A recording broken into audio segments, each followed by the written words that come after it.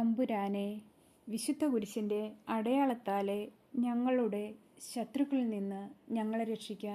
ഞങ്ങളുടെ തമ്പുരാനെ, പിതാവിൻ്റെയും പുത്രൻ്റെയും പരിശുദ്ധാത്മാവിൻ്റെയും നാമത്തിൽ ആമേൻ. ആദ്യം മുതൽ ഉണ്ടായിരുന്നതും ഞങ്ങൾ കേട്ടതും സ്വന്തം കണ്ണുകൊണ്ട് കണ്ടതും സൂക്ഷിച്ചു വീക്ഷിച്ചതും കൈകൊണ്ട് സ്പർശിച്ചതുമായ ജീവൻ്റെ വചനത്തെപ്പറ്റി ഞങ്ങൾ അറിയിക്കുന്നു. വിശുദ്ധ യോഹന്നാൻ ശ്ലീഹായുടെ ലേഖനത്തിൻ്റെ 1-ാം അധ്യായത്തിൻ്റെ 1-ാം തിരുവചനമാണ് നാം കേട്ടത്. വിശുദ്ധ മത്തായി എഴുതിയ സുവിശേഷം 6-ാം അധ്യായം. ധർമ്മദാനം. മറ്റുള്ളവരെ കാണിക്കാൻ വേണ്ടി അവരുടെ മുമ്പിൽ വച്ച് നിങ്ങളുടെ സത്കർമ്മങ്ങൾ അനുഷ്ഠിക്കാതിരിക്കാൻ സൂക്ഷിച്ചുകൊള്ളുവിൻ. അല്ലെങ്കിൽ നിങ്ങളുടെ സ്വർഗസ്ഥനായ പിതാവെങ്കിൽ നിങ്ങൾക്ക് പ്രതിഫലമില്ല. മറ്റുള്ളവരിൽ നിന്ന് പ്രശംസ ലഭിക്കാൻ കപടനാട്യക്കാർ സിനഗോഗുകളിലും തെരുവീഥികളിലും ചെയ്യുന്നതുപോലെ നീ ഭിക്ഷ കൊടുക്കുമ്പോൾ നിന്റെ മുമ്പിൽ കാഹളം മുഴക്കരുത്. സത്യമായി ഞാൻ നിങ്ങളോട് പറയുന്നു, അവർക്ക് പ്രതിഫലം ലഭിച്ചു കഴിഞ്ഞു. നീ ധർമ്മദാനം ചെയ്യുമ്പോൾ അത് രഹസ്യമായിരിക്കേണ്ടതിന് നിന്റെ വലതു കൈ ചെയ്യുന്നത് ഇടതു കൈ അറിയാതിരിക്കട്ടെ. രഹസ്യങ്ങൾ അറിയുന്ന നിന്റെ പിതാവ് നിനക്ക് പ്രതിഫലം നൽകും. പ്രാർത്ഥന. നിങ്ങൾ പ്രാർത്ഥിക്കുമ്പോൾ കപടനാട്യക്കാരെ പോലെ ആകരുത്. അവർ മറ്റുള്ളവരെ കാണിക്കാൻ വേണ്ടി സിനഗോഗുകളിലും തെരുവീഥികളുടെ കോണുകളിലും നിന്ന് പ്രാർത്ഥിക്കാനാണ് ഇഷ്ടപ്പെടുന്നത്. സത്യമായി ഞാൻ നിങ്ങളോട് പറയുന്നു, അവർക്ക് പ്രതിഫലം ലഭിച്ചു കഴിഞ്ഞു. എന്നാൽ നീ പ്രാർത്ഥിക്കുമ്പോൾ നിന്റെ മുറിയിൽ കടന്ന് കതകടച്ച് രഹസ്യമായി നിന്റെ പിതാവിനോട് പ്രാർത്ഥിക്കുക. രഹസ്യങ്ങൾ അറിയുന്ന പിതാവ് നിനക്ക് പ്രതിഫലം നൽകും. പ്രാർത്ഥിക്കുമ്പോൾ വിജാതീയരെ പോലെ നിങ്ങൾ അതിഭാഷണം ചെയ്യരുത്. അതിഭാഷണം വഴി തങ്ങളുടെ പ്രാർത്ഥന കേൾക്കുമെന്ന് അവർ കരുതുന്നു. നിങ്ങൾ അവരെ പോലെ ആകരുത്. നിങ്ങൾ ചോദിക്കുന്നതിന് മുമ്പ് തന്നെ നിങ്ങളുടെ ആവശ്യം നിങ്ങളുടെ പിതാവ് അറിയുന്നു. യേശു പഠിപ്പിച്ച പ്രാർത്ഥന. നിങ്ങൾ ഇപ്രകാരം പ്രാർത്ഥിക്കുവിൻ: സ്വർഗസ്ഥനായ ഞങ്ങളുടെ പിതാവേ, അങ്ങയുടെ നാമം പൂജിതമാകണമേ. അങ്ങയുടെ രാജ്യം വരണമേ. അങ്ങയുടെ ഹിതം സ്വർഗത്തിലെ പോലെ ഭൂമിയിലും ആകണമേ. അന്നു വേണ്ടി ആഹാരം ഇന്ന് ഞങ്ങൾക്ക് നൽകണമേ. ഞങ്ങളുടെ കടക്കാരോട് ഞങ്ങൾ ക്ഷമിച്ചതുപോലെ ഞങ്ങളുടെ കടങ്ങൾ ഞങ്ങളോടും ക്ഷമിക്കണമേ. ഞങ്ങളെ പ്രലോഭനത്തിൽ ഉൾപ്പെടുത്തരുതേ. തിന്മയിൽ നിന്ന് ഞങ്ങളെ രക്ഷിക്കണമേ. മറ്റുള്ളവരുടെ തെറ്റുകൾ നിങ്ങൾ ക്ഷമിക്കുമെങ്കിൽ സ്വർഗസ്ഥനായ നിങ്ങളുടെ പിതാവ് നിങ്ങളോടും ക്ഷമിക്കും. മറ്റുള്ളവരോട് നിങ്ങൾ ക്ഷമിക്കുകയില്ല എങ്കിൽ നിങ്ങളുടെ പിതാവ് നിങ്ങളുടെ തെറ്റുകളും ക്ഷമിക്കുകയില്ല. ഉപവാസം. നിങ്ങൾ ഉപവസിക്കുമ്പോൾ കപടനാട്യക്കാരെ പോലെ വിഷാദം ഭാവിക്കരുത്. തങ്ങൾ ഉപവസിക്കുന്നുവെന്ന് അന്യരെ കാണിക്കാൻ വേണ്ടി അവർ മുഖം വികൃതമാക്കുന്നു. സത്യമായി ഞാൻ നിങ്ങളോട് പറയുന്നു, അവർക്ക് പ്രതിഫലം ലഭിച്ചു കഴിഞ്ഞു. എന്നാൽ നീ ഉപവസിക്കുന്നത് അദൃശ്യനായ പിതാവല്ലാതെ മറ്റാരും കാണാതിരിക്കുന്നതിന് ശിരസിൽ തൈലം പുരട്ടുകയും മുഖം കഴുകുകയും ചെയ്യുക. രഹസ്യങ്ങൾ അറിയുന്ന പിതാവ് നിനക്ക് പ്രതിഫലം നൽകും. യഥാർത്ഥ നിക്ഷേപം. ഭൂമിയിൽ നിക്ഷേപം കരുതി വയ്ക്കരുത്. തുരുമ്പും കീടങ്ങളും അവ നശിപ്പിക്കും. കള്ളന്മാർ തുരന്നു മോഷ്ടിക്കും. എന്നാൽ സ്വർഗത്തിൽ നിങ്ങൾക്കായി നിക്ഷേപങ്ങൾ കരുതി വയ്ക്കുക. അവിടെ തുരുമ്പും കീടങ്ങളും അവ നശിപ്പിക്കുകയില്ല. കള്ളന്മാർ മോഷ്ടിക്കുകയില്ല. നിങ്ങളുടെ നിക്ഷേപം എവിടെയോ അവിടെയായിരിക്കും നിങ്ങളുടെ ഹൃദയവും. കണ്ണ് ശരീരത്തിൻ്റെ വിളക്ക്. കണ്ണാണ് ശരീരത്തിൻ്റെ വിളക്ക്. കണ്ണ് കുറ്റമറ്റതെങ്കിൽ ശരീരം മുഴുവൻ പ്രകാശിക്കും. കണ്ണ് ദുഷ്ടമാണെങ്കിലോ ശരീരം മുഴുവൻ ഇരുണ്ടുപോകും. നിന്നിലെ പ്രകാശം അന്ധകാരമാണെങ്കിൽ അന്ധകാരം എത്രയോ വലുതായിരിക്കും. രണ്ട് യജമാനന്മാരെ സേവിക്കാൻ ആർക്കും സാധിക്കുകയില്ല. ഒന്നുകിൽ ഒരുവനെ ദ്വേഷിക്കുകയും അപരനെ സ്നേഹിക്കുകയും ചെയ്യും, അല്ലെങ്കിൽ ഒരുവനെ ബഹുമാനിക്കുകയും അപരനെ നിന്ദിക്കുകയും ചെയ്യും. ദൈവത്തെയും മാമോനെയും സേവിക്കുവാൻ നിങ്ങൾക്ക് സാധിക്കുകയില്ല. ദൈവപരിപാലനയിൽ ആശ്രയിക്കുക. ഞാൻ നിങ്ങളോട് പറയുന്നു, എന്തു ഭക്ഷിക്കും, എന്തു പാനം ചെയ്യുമെന്ന് ജീവനെക്കുറിച്ചോ എന്തു ധരിക്കുമെന്ന് ശരീരത്തെക്കുറിച്ചോ നിങ്ങൾ ഉത്കണ്ഠാകുലരാകേണ്ട. ഭക്ഷണത്തേക്കാൾ ജീവനും വസ്ത്രത്തേക്കാൾ ശരീരവും ശ്രേഷ്ഠമല്ലേ? ആകാശത്തിലെ പക്ഷികളെ നോക്കുവിൻ. അവ വിതയ്ക്കുന്നില്ല, കൊയ്യുന്നില്ല, കളപ്പുരകളിൽ ശേഖരിക്കുന്നുമില്ല. എങ്കിലും നിങ്ങളുടെ സ്വർഗസ്ഥനായ പിതാവ് അവയെ തീറ്റിപ്പോറ്റുന്നു. അവയേക്കാൾ എത്രയോ വിലപ്പെട്ടതാകുന്നു നിങ്ങൾ. ഉത്കണ്ഠ മൂലം ആയുസ്സിൻ്റെ ദൈർഘ്യം 1 മുഴമെങ്കിലും കൂട്ടാൻ നിങ്ങൾക്ക് ആർക്കെങ്കിലും സാധിക്കുമോ? വസ്ത്രത്തെപ്പറ്റിയും നിങ്ങൾ എന്തിന് ആകുലരാകുന്നു? വയലിലെ ലില്ലികൾ എങ്ങനെ വളരുന്നു എന്ന് നോക്കുക. അവ അധ്വാനിക്കുന്നില്ല, നൂൽ നൂൽക്കുന്നുമില്ല. സത്യമായി ഞാൻ നിങ്ങളോട് പറയുന്നു, സോളമൻ പോലും തൻ്റെ സർവ്വമഹത്വത്തിലും ഇവയിൽ ഒന്നിനെപ്പോലും അലങ്കൃതനായിരുന്നില്ല. ഇന്നുള്ളതും നാളെ അടുപ്പിലെറിയുന്നതും ആയ പുല്ലിനെ ദൈവം ഇപ്രകാരം അലങ്കരിക്കുന്നുവെങ്കിൽ അല്പവിശ്വാസികളെ, നിങ്ങളെ അവിടുന്ന് എത്രയധികം അലങ്കരിക്കുകയില്ല. അതിനാൽ എന്തു ഭക്ഷിക്കും, എന്തു പാനം ചെയ്യും, എന്തു ധരിക്കും എന്ന് വിചാരിച്ച് നിങ്ങൾ ആകുലരാകേണ്ട. വിജാതീയരാണ് ഇവയെല്ലാം അന്വേഷിക്കുന്നത്. നിങ്ങൾക്കിവയെല്ലാം ആവശ്യമാണെന്ന് നിങ്ങളുടെ സ്വർഗീയ പിതാവ് അറിയുന്നു. നിങ്ങൾ ആദ്യം അവിടുത്തെ രാജ്യവും അവിടുത്തെ നീതിയും അന്വേഷിക്കുക, അതോടൊപ്പം മറ്റുള്ളവയെല്ലാം നിങ്ങൾക്ക് ലഭിക്കും. അതിനാൽ നാളെയെക്കുറിച്ച് നിങ്ങൾ ആകുലരാകരുത്. നാളത്തെ ദിനം അതിനെക്കുറിച്ച് ആകുലപ്പെട്ടുകൊള്ളും. ഓരോ ദിവസത്തിനും അതിൻ്റേതായ ക്ലേശം മതി. അധ്യായം 7. അന്യരെ വിധിക്കരുത്. വിധിക്കപ്പെടാതിരിക്കാൻ നിങ്ങളും വിധിക്കരുത്. നിങ്ങൾ വിധിക്കുന്ന വിധിയാൽ തന്നെ നിങ്ങളും വിധിക്കപ്പെടും. നിങ്ങൾ അളക്കുന്ന അളവ് കൊണ്ട് തന്നെ നിങ്ങൾക്കും അളന്നു കിട്ടും. നീ സഹോദരൻ്റെ കണ്ണിലെ കരട് കാണുകയും നിന്റെ കണ്ണിലെ തടിക്കഷ്ണം ശ്രദ്ധിക്കാതിരിക്കുകയും ചെയ്യുന്നത് എന്തുകൊണ്ട്? അഥവാ നിന്റെ കണ്ണിൽ തടിക്കഷ്ണം ഇരിക്കെ സഹോദരനോട്, ഞാൻ നിന്റെ കണ്ണിൽ നിന്ന് കരടെടുത്ത് കളയട്ടെ എന്ന് എങ്ങനെ പറയും? കപടനാട്യക്കാരാ, ആദ്യം സ്വന്തം കണ്ണിൽ നിന്ന് തടിക്കഷ്ണം എടുത്തു മാറ്റുക. അപ്പോൾ സഹോദരൻ്റെ കണ്ണിലെ കരടെടുത്ത് കളയാൻ നിനക്ക് കാഴ്ച തെളിയും. വിശുദ്ധമായത് നായ്ക്കൾക്ക് കൊടുക്കരുത്. നിങ്ങളുടെ മുത്തുകൾ പന്നികൾക്ക് ഇട്ടുകൊടുക്കരുത്. അവ അത് ചവിട്ടി നശിപ്പിക്കുകയും തിരിഞ്ഞ് നിങ്ങളെ ആക്രമിക്കുകയും ചെയ്തേക്കാം. പ്രാർത്ഥനയുടെ ശക്തി. ചോദിക്കുവിൻ, നിങ്ങൾക്ക് ലഭിക്കും. അന്വേഷിക്കുവിൻ, നിങ്ങൾ കണ്ടെത്തും. മുട്ടുവിൻ, നിങ്ങൾക്ക് തുറന്നു കിട്ടും. ചോദിക്കുന്ന ഏതവനും ലഭിക്കുന്നു, അന്വേഷിക്കുന്നവൻ കണ്ടെത്തുന്നു, മുട്ടുന്നവന് തുറന്നു കിട്ടുകയും ചെയ്യുന്നു. മകൻ അപ്പം ചോദിച്ചാൽ കല്ല് കൊടുക്കുന്ന ആരെങ്കിലും നിങ്ങളിലുണ്ടോ? അഥവാ മീൻ ചോദിച്ചാൽ പാമ്പിനെ കൊടുക്കുമോ? മക്കൾക്ക് നല്ല വസ്തുക്കൾ കൊടുക്കണമെന്ന് ദുഷ്ടരായ നിങ്ങൾ അറിയുന്നുവെങ്കിൽ നിങ്ങളുടെ സ്വർഗസ്ഥനായ പിതാവ് തന്നോട് ചോദിക്കുന്നവർക്ക് എത്രയോ കൂടുതൽ നന്മകൾ നൽകും. മറ്റുള്ളവർ നിങ്ങൾക്ക് ചെയ്തു തരണമെന്ന് നിങ്ങൾ ആഗ്രഹിക്കുന്നതെല്ലാം നിങ്ങൾ അവർക്ക് ചെയ്യുവിൻ. ഇതാണ് നിയമവും പ്രവാചകന്മാരും. ഇടുങ്ങിയ വാതിൽ. ഇടുങ്ങിയ വാതിലിലൂടെ പ്രവേശിക്കുവിൻ. വിനാശത്തിലേക്ക് നയിക്കുന്ന വാതിൽ വിസ്തൃതവും വഴി വിശാലവുമാണ്. അതിലെ കടന്നു പോകുന്നവർ വളരെയാണ് താനും. എന്നാൽ ജീവനിലേക്ക് നയിക്കുന്ന വാതിൽ ഇടുങ്ങിയതും വഴി വീതി കുറഞ്ഞതുമാണെന്ന് അത് കണ്ടെത്തുന്നവരോ ചുരുക്കം. വ്യാജപ്രവാചകന്മാർ. ആടുകളുടെ വേഷത്തിൽ വരുന്ന വ്യാജപ്രവാചകന്മാരെ സൂക്ഷിച്ചുകൊള്ളുവിൻ. ഉള്ളിൽ അവർ കടിച്ചു ചീന്തുന്ന ചെന്നായ്ക്കളാണ്.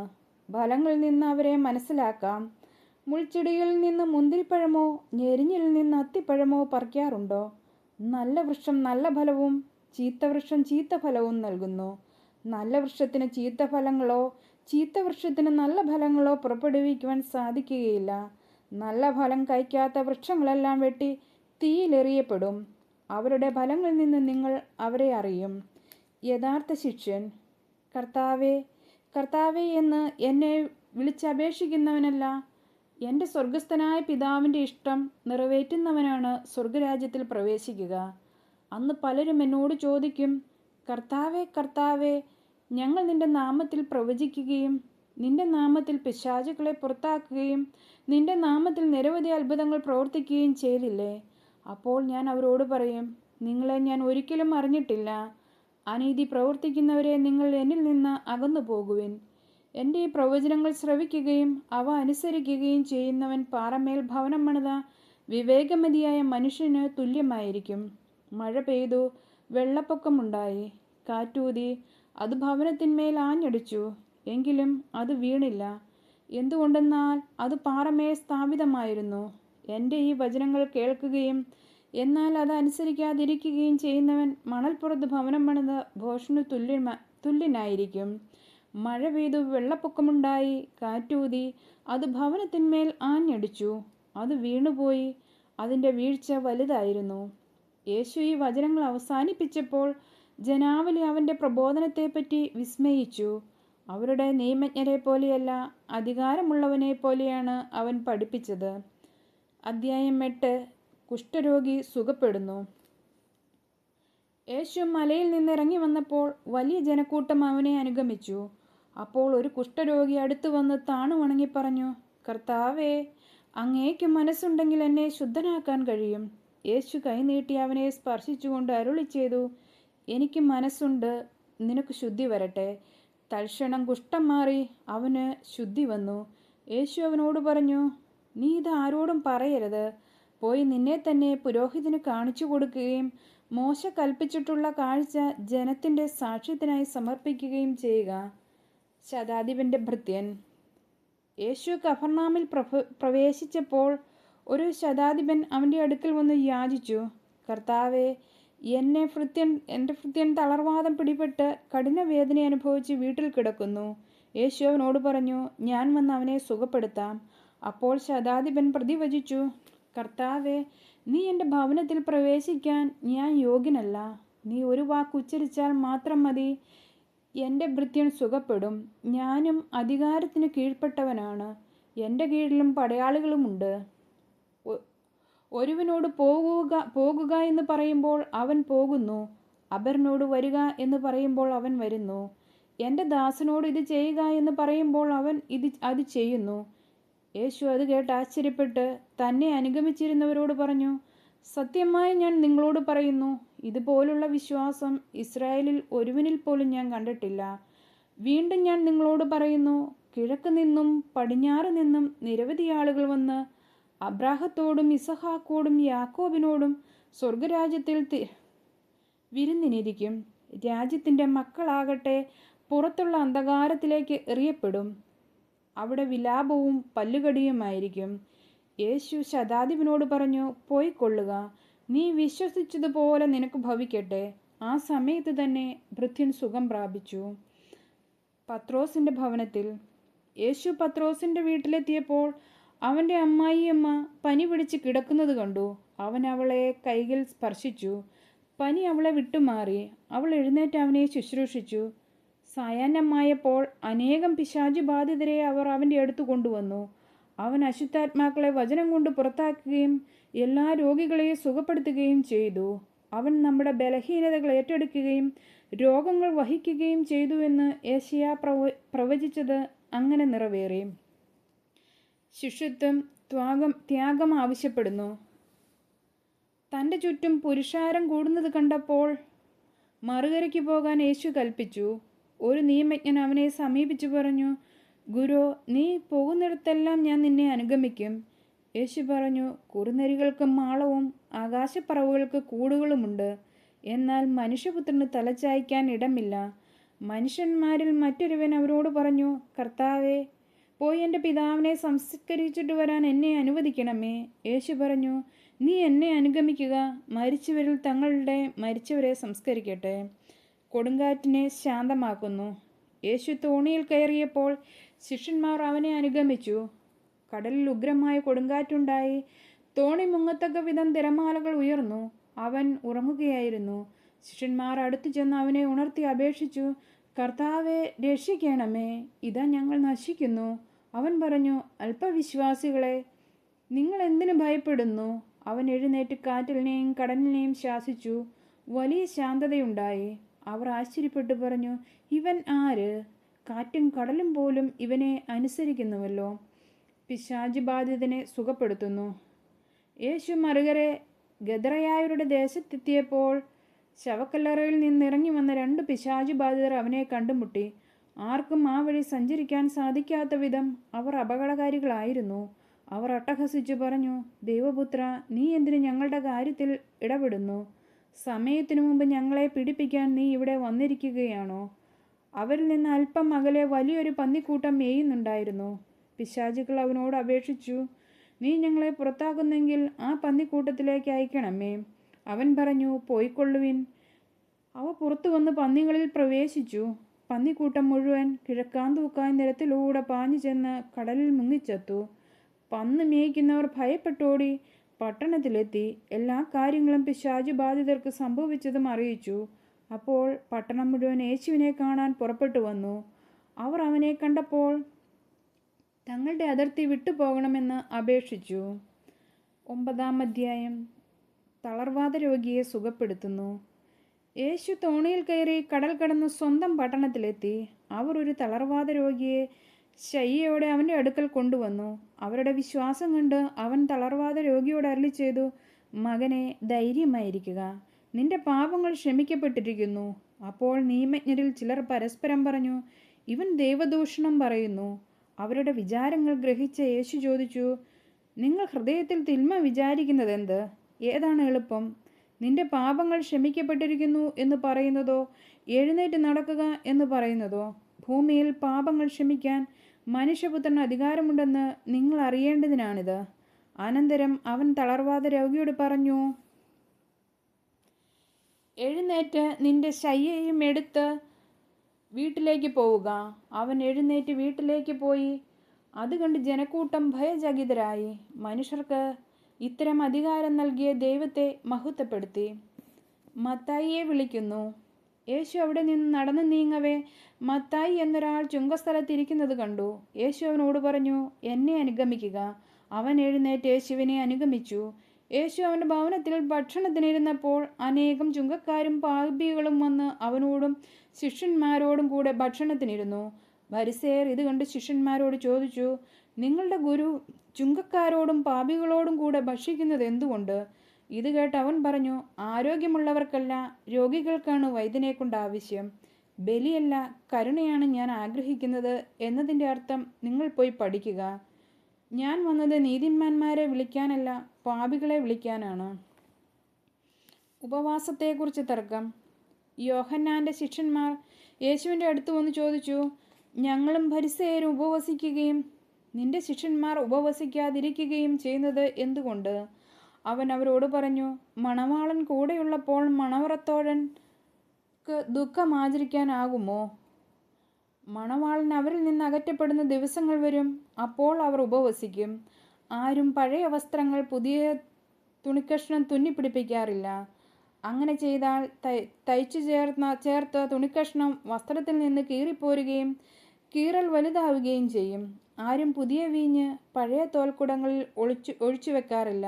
അങ്ങനെ ചെയ്താൽ തോൽക്കുടങ്ങൾ പൊട്ടി വീഞ്ഞൊഴുകിപ്പോകുകയും കുടങ്ങൾ നഷ്ടപ്പെടുകയും ചെയ്യും. അതിനാൽ പുതിയ വീഞ്ഞ് പുതിയ തോൽക്കുടങ്ങളിലാണ് ഒഴിച്ചു വയ്ക്കുക. അപ്പോൾ രണ്ടും ഭദ്രമായിരിക്കും.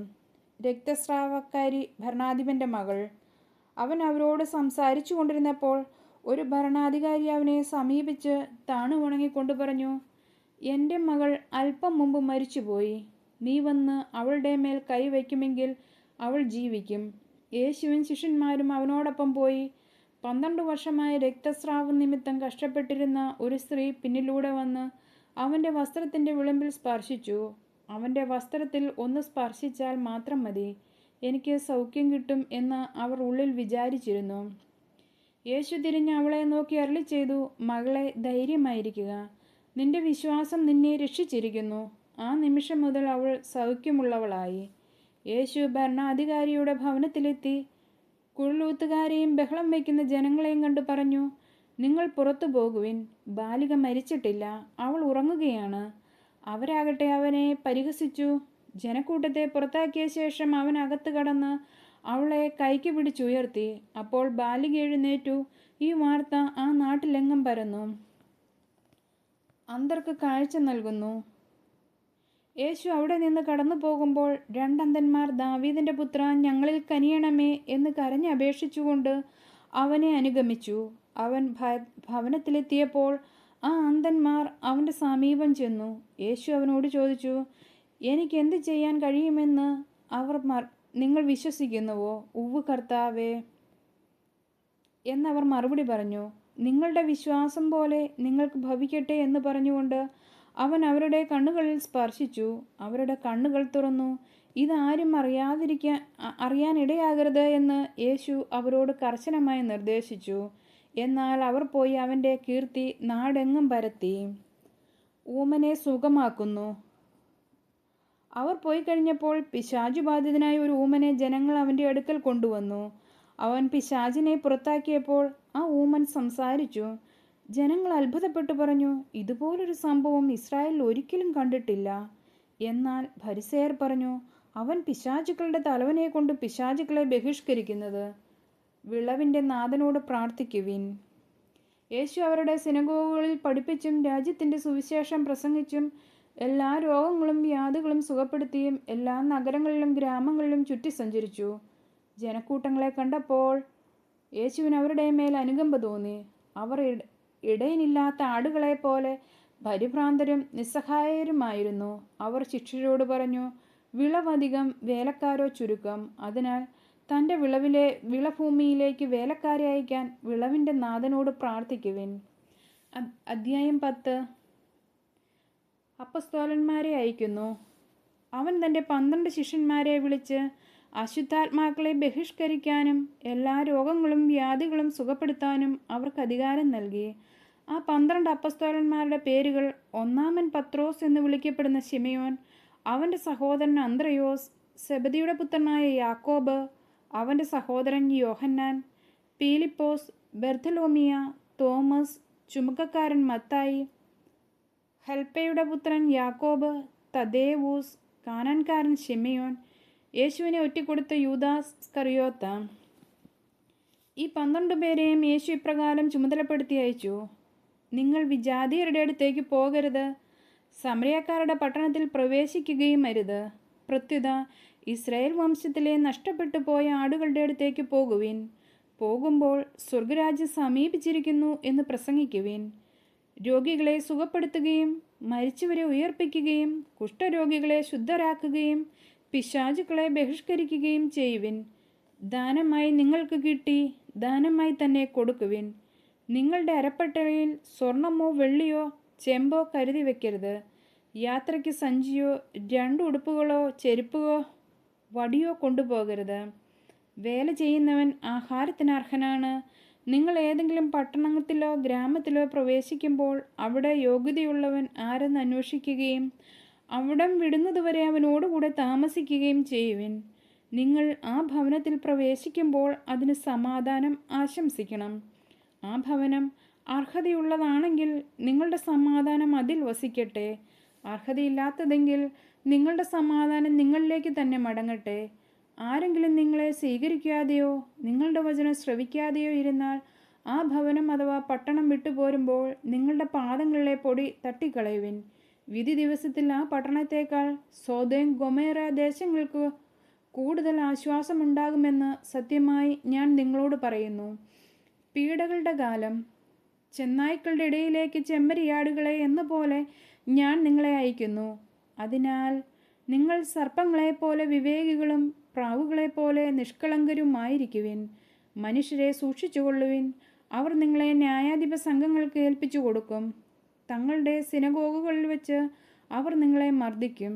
നിങ്ങൾ എന്നെ പ്രതി നാടുവാഴികളുടെയും രാജാക്കന്മാരുടെയും സന്നിധിയിലേക്ക് നയിക്കപ്പെടും. അവിടെ അവരുടെയും വിജാതിയരുടെയും മുമ്പാകെ നിങ്ങൾ സാക്ഷ്യം നൽകും. അവർ നിങ്ങളെ ഏൽപ്പിച്ചു കൊടുക്കുമ്പോൾ എങ്ങനെ പറയണമെന്നോ എന്തു പറയണമെന്നോ നിങ്ങൾ ആകുലപ്പെടേണ്ട. നിങ്ങൾ പറയേണ്ടത് ആ സമയത്ത് നിങ്ങൾക്ക് നൽകപ്പെടും. എന്തെന്നാൽ നിങ്ങളല്ല, നിങ്ങളിലൂടെ നിങ്ങളുടെ പിതാവിൻ്റെ ആത്മാവാണ് സംസാരിക്കുന്നത്. സഹോദരൻ സഹോദരനെയും പിതാവ് പുത്രനെയും മരണത്തിന് ഏൽപ്പിച്ചു കൊടുക്കും. മക്കൾ മാതാപിതാക്കന്മാരെ എതിർക്കുകയും അവരെ വധിക്കുകയും ചെയ്യും. എൻ്റെ നാമം മൂലം നിങ്ങൾ സർവ്വലാലും ദ്വേഷിക്കപ്പെടും. അവസാനം വരെ സഹിച്ചു നിൽക്കുന്നവൻ രക്ഷപ്പെടും. ഒരു പട്ടണത്തിൽ അവൻ നിങ്ങളെ പീഡിപ്പിക്കുമ്പോൾ മറ്റൊന്നിലേക്ക് ഓടിപ്പോകുവിൻ. സത്യമായി ഞാൻ നിങ്ങളോട് പറയുന്നു, മനുഷ്യപുത്രൻ്റെ ആഗമനത്തെക്കുറിച്ച് നിങ്ങൾ ഇസ്രായേലിൻ്റെ പട്ടണങ്ങളിലെല്ലാം ഇങ്ങനെ ഓടി പൂർത്തിയാക്കുകയില്ല. ശിഷ്യൻ ഗുരുവിനേക്കാൾ വലിയവനല്ല, ഭൃത്യൻ യജമാനനേക്കാൾ വലിയവനല്ല. ശിഷ്യൻ ഗുരുവിനെ പോലെയും ഭൃത്യൻ യജമാനനെ പോലെയും ആയാൽ മതി. ഗ്രഹനാഥനെ അവൻ ബേൽസെബൂൽ എന്ന് വിളിച്ചെങ്കിൽ അവൻ്റെ കുടുംബാംഗങ്ങളെ എന്ന് തന്നെ വിളിക്കുകയില്ല. നിർഭയം സാക്ഷ്യം നൽകുക. നിങ്ങൾ അവരെ ഭയപ്പെടേണ്ട. എന്തെന്നാൽ മറഞ്ഞിരിക്കുന്നതൊന്നും വെളിപ്പെടാതിരിക്കുകയില്ല, നിഗൂഢമായിരിക്കുന്നതൊന്നും അറിയപ്പെടാതിരിക്കുകയുമില്ല. അന്ധകാരത്തിൽ നിങ്ങളോട് ഞാൻ പറയുന്നവ പ്രകാശത്തിൽ പറയുവിൻ. ചെവിയിൽ മന്ത്രിച്ചത് പുരമുകളിൽ നിന്ന് ഘോഷിക്കുവിൻ. ശരീരത്തെ കൊല്ലുകയും ആത്മാവിനെ കൊല്ലാൻ കഴിവില്ലാതിരിക്കുകയും ചെയ്യുന്നവരെ നിങ്ങൾ ഭയപ്പെടേണ്ട. മറിച്ച് ആത്മാവിനെയും ശരീരത്തെയും നരകത്തിനിരയാകാൻ കഴിയുന്നവനെ ഭയപ്പെടുവിൻ. ഒരു നാണയത്തൊട്ടിന് 2 കുരുവികൾ വിൽക്കപ്പെടുന്നില്ലേ? നിങ്ങളുടെ പിതാവിൻ്റെ അറിവ് കൂടാതെ അവയിൽ ഒന്നുപോലും നിലം പതിക്കുകയില്ല. നിങ്ങളുടെ തലയിലെ ഓരോ മുടിയിഴയും എണ്ണപ്പെട്ടിരിക്കുന്നു. അതിനാൽ ഭയപ്പെടേണ്ട. നിങ്ങൾ അനേകം കുരുവികളേക്കാൾ വിലയുള്ളവരാണല്ലോ. മനുഷ്യരുടെ മുമ്പിൽ എന്നെ ഏറ്റുപറയുന്നവനെ എൻ്റെ സ്വർഗസ്ഥനായ പിതാവിൻ്റെ മുമ്പിൽ ഞാനും ഏറ്റുപറയും. മനുഷ്യരുടെ മുമ്പിൽ എന്നെ തള്ളിപ്പറയുന്നവനെ എൻ്റെ സ്വർഗസ്ഥനായ പിതാവിൻ്റെ മുമ്പിൽ ഞാനും തള്ളിപ്പറയും. സമാധാനമല്ല, ഭിന്നതകൾ. ഭൂമിയിൽ സമാധാനമാണ് ഞാൻ കൊണ്ടുവന്നിരിക്കുന്നത് എന്ന് നിങ്ങൾ വിചാരിക്കരുത്. സമാധാനമല്ല, വാളാണ് ഞാൻ കൊണ്ടുവന്നിരിക്കുന്നത്. എന്തെന്നാൽ ഒരുവനെ എൻ്റെ പിതാവിനെതിരായും മകളെ അമ്മയ്ക്കെതിരായും മരുമകളെ അമ്മായിയമ്മയ്ക്കെതിരായും ഭിന്നിപ്പിക്കാനാണ് ഞാൻ വന്നിരിക്കുന്നത്. സ്വന്തം കുടുംബത്തിൽപ്പെട്ടവർ തന്നെയായിരിക്കും ഒരുവൻ്റെ ശത്രുക്കൾ. എന്നേക്കാളധികം പിതാവിനെയോ മാതാവിനെയോ സ്നേഹിക്കുന്നവൻ എനിക്ക് യോഗ്യനല്ല.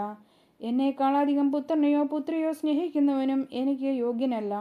സ്വന്തം കുരിശെടുത്ത് എന്നെ അനുഗമിക്കാത്തവൻ എനിക്ക് യോഗ്യനല്ല. സ്വന്തം ജീവൻ കണ്ടെത്തുന്നവൻ അത് നഷ്ടപ്പെടുത്തും.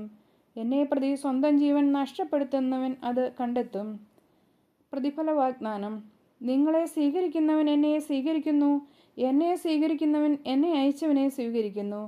പ്രവാചകനെ പ്രവാചകനായി സ്വീകരിക്കുന്നവന് പ്രവാചകന്റെ പ്രതിഫലവും നീതിമാനെ നീതിമാനായി സ്വീകരിക്കുന്നവന് നീതിമാന്റെ പ്രതിഫലവും ലഭിക്കുന്നു. ഈ ചെറിയവരിൽ ഒരുവന് ശിക്ഷന് എന്ന നിലയിൽ ഒരു പാത്രം വെള്ളമെങ്കിലും കൊടുക്കുന്നവനും പ്രതിഫലം ലഭിക്കാതിരിക്കുകയില്ല എന്ന് സത്യമായി ഞാൻ നിങ്ങളോട് പറയുന്നു. നമ്മുടെ കർത്താവായ മിശിഹായിക്ക് സ്തുതി. സ്വർഗസ്ഥനായ ഞങ്ങളുടെ പിതാവേ, അങ്ങയുടെ നാമം പൂജിതമാകണമേ. അങ്ങയുടെ രാജ്യം വരണമേ. അങ്ങയുടെ തിരുമനസ് സ്വർഗത്തിലെ പോലെ ഭൂമിയിലും ആകണമേ. അന്നു വേണ്ടി ആഹാരം ഇന്ന് ഞങ്ങൾക്ക് തരണമേ. ഞങ്ങളോട് തെറ്റ് ചെയ്യുന്നവരോട് ഞങ്ങൾ ക്ഷമിക്കുന്നത് പോലെ ഞങ്ങളുടെ തെറ്റ് ഞങ്ങളോട് ക്ഷമിക്കണമേ. ഞങ്ങളെ പ്രലോഭനത്തിൽ ഉൾപ്പെടുത്തരുതേ, തിന്മയിൽ നിന്ന് ഞങ്ങളെ രക്ഷിച്ചുകൊള്ളണമേ. നന്മ നിറഞ്ഞ മറിയമേ, നിനക്ക് സുസ്ഥി, കർത്താവ് അങ്ങയോടുകൂടെ സ്ത്രീകളിൽ വാഴ്ത്തപ്പെട്ടവളാവുന്നു. നിന്റെ ഉദരഫലമായി ഈശോ വാഴ്ത്തപ്പെട്ടവനാകുന്നു. പരിശുദ്ധ മറിയമേ, തമ്പുരാൻ്റെ അമ്മേ, പാപികളായ ഞങ്ങൾക്ക് വേണ്ടി എപ്പോഴും ഞങ്ങളുടെ മരണസമയത്തും തമ്പുരാനോട് അപേക്ഷിച്ചുകൊള്ളണമേ. പിതാവിനും പുത്രനും പരിശുദ്ധാത്മാവിനും സ്തുതി, ആദിയിലെ പോലെ ഇപ്പോഴും എപ്പോഴും എന്നേക്കും. ആമേൻ.